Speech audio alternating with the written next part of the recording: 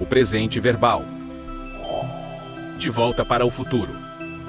Já falamos sobre o fenômeno da refração, que acontece quando há uma conversão da luz. Quando ela muda de ambiente, muda sua direção ou sua velocidade. Por analogia, usamos o verbo se converter para se referir à mudança de vida que a luz pode gerar em nós. Então, se você já teve uma experiência assim, alguém pode te perguntar, quando você se converteu? Mas o que é mais importante, quando você parou de se converter? Porque nossa memória é fraca e nossa tendência, pela inércia, é de que nos acomodemos. Por isso, é sempre bom revisitar o primeiro amor, trazer à memória aquilo que nos dá esperança. Ao nos lembrarmos do início de tudo, reafirmamos o princípio fundamental da nossa vida e reajustamos possíveis desvios da rota. Mudança exige esforço, mas o corpo tenta minimizar esse gasto de energia. Assim, nosso trabalho deve ser intencional, com propósito. Conhecendo a nós mesmos, precisamos contornar nossa tendência e não nos amoldar ao mundo, pois quem só segue a moda acaba perdendo a sua individualidade. Mas o esforço abre novos caminhos e a persistência te mantém no seu propósito de vida. Então revisite seu passado para ter um firme alicerce na construção do seu futuro.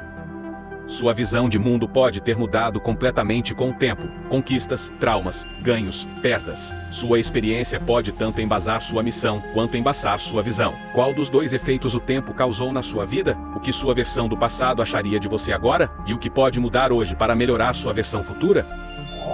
A evolução da criação. Essa mudança diária é essencial para a manutenção de uma vida bem fundamentada, porque o ser humano se adapta a praticamente tudo, tanto para o bem quanto para o mal. Segundo Darwin, é isso que garante a sobrevivência dos mais aptos na seleção natural. E essas características foram passadas dos pais para os filhos.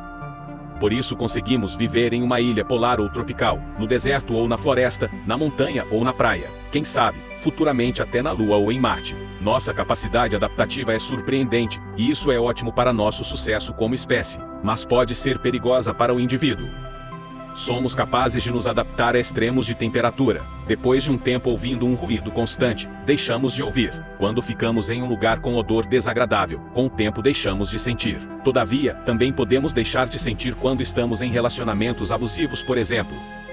Essa dormência em nossa sensibilidade frente a estímulos negativos frequentes é chamada de desamparo aprendido pela psicologia. Vários experimentos em animais demonstram que existe uma aceitação da impotência diante de situações ruins recorrentes. Isso pode nos deixar inertes e sem respostas aos estímulos.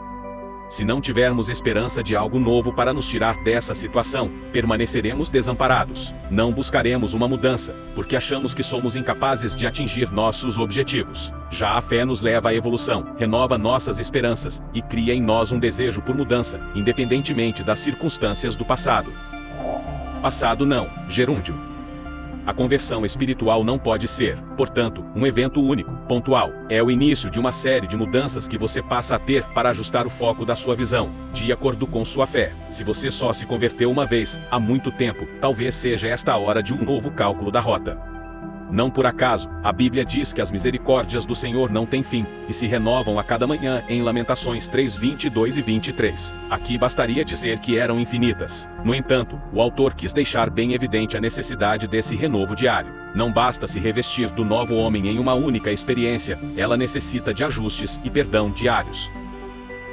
O sol nasce todo dia, independentemente de suas falhas. E foi essa a comparação. A cada manhã, a cada nascer do sol que reflete dimensões infinitamente maiores do que seus problemas, você é perdoado de novo. Lembra das hemácias que sempre morrem para que você viva? É essa morte programada que garante a renovação da sua vida. Agora, preste atenção nos tempos verbais do seguinte trecho. Vocês já se despiram do velho homem com as suas práticas, e se vestiram do novo, o qual está sendo renovado em conhecimento, à imagem do seu Criador. Colossenses 3:9 a 10. Despiram e vestiram são verbos no pretérito perfeito, ou seja, são eventos do passado, mas sendo renovado está no gerúndio, como uma ação contínua, em andamento desde o passado, e que seguirá ocorrendo até o futuro. O novo está sendo renovado, porque, se ele deixa de se renovar, ele envelhece. E o que é velho morre. Já o renovo nos traz a esperança de algo novo a cada dia. Você sabe que uma bela festa de casamento ou uma viagem perfeita de lua de mel não garantem os anos seguintes do matrimônio. Tanto é verdade que mais da metade dos casamentos no nosso país se acaba em menos de 10 anos. Já dizia minha mãe que a conquista é diária. Um único encontro não é o suficiente para gerar um casamento. É preciso persistir para se manter um relacionamento, a cada manhã. O Verbo se fez carne.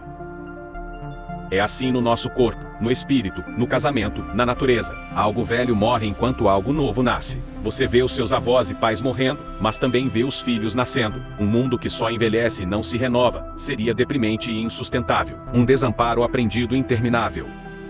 Enquanto escrevo esse texto, é impossível não refletir sobre essa tal de paternidade na manutenção da vida e na renovação das esperanças, já que estou aguardando o nascimento da minha filha. E ao pensar na frequente representação que a Bíblia faz de Deus como Pai, vivenciar isso talvez seja desfrutar uma fração do que é a imagem e semelhança de Deus. Se Deus nos criou, trazemos conosco alguns traços do divino, porque quando pensamos na criação como a obra de um artista, vemos as marcas desse criador em sua arte. Por exemplo, em um quadro ou uma música, podemos identificar estilos e características próprias de um determinado autor.